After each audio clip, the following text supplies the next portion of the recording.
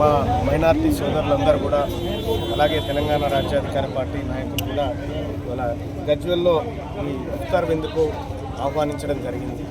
ఈ పవిత్రమైనటువంటి మాసంలో మమ్మల్ని ఆహ్వానించడం, ఇంత మంచిగా రిసీవ్ చేసుకున్నటువంటి మా ముసల్మాన్ అన్నలందరికీ వాళ్ళందరూ కూడా సుఖ సంతోషాలతో ఉండాలని, వాళ్ళందరి సంక్షేమం కోసం మా పార్టీ పాటుపడుతుందని చెప్పి తెలియజేసుకుంటూ, వాళ్లకు రంజాన్ శుభాకాంక్షలు తెలియజేసుకుంటూ, అలాగే తెలంగాణ రాష్ట్రంలో వారికి రావాల్సినటువంటి అన్ని హక్కుల కోసం మేము పోరాడబోతా ఉన్నాం. మైనారిటీ సోదరులను వాళ్ళకు ఉన్నటువంటి సమస్యలు ఏవైతే ఉన్నాయో వాటి పట్ల మేము చిత్తశుద్ధితో పనిచేస్తామని చెప్పి తెలియజేసుకుంటూ ఇప్పుడే వాళ్ళందరి ఆశీర్వచనాలు కూడా తీసుకోవడం జరిగింది. సో అందరికీ తెలంగాణ రాష్ట్రంలో ఉన్నటువంటి ముస్లిం సోదరులందరికీ కూడా, మైనార్టీ సోదరులందరికీ కూడా ఒక భరోసాగా చెప్తా ఉన్నాం, ఈ పార్టీ మన కోసం ఉంది, మన సంక్షేమం కోసం ఉంది.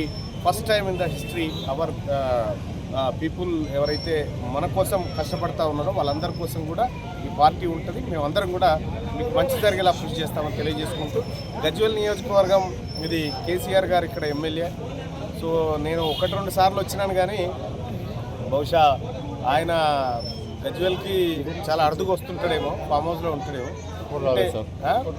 అంటే ఒక ఏ ఎమ్మెల్యే అయినా మొత్తం తెలంగాణ రాష్ట్రంలో 119 మంది ఎమ్మెల్యేలు ఒకే ఒక్క ఎమ్మెల్యే రోజు కాన్స్టిట్యున్సీలో ఉండే ఎమ్మెల్యే కేసీఆర్ అప్పుడు.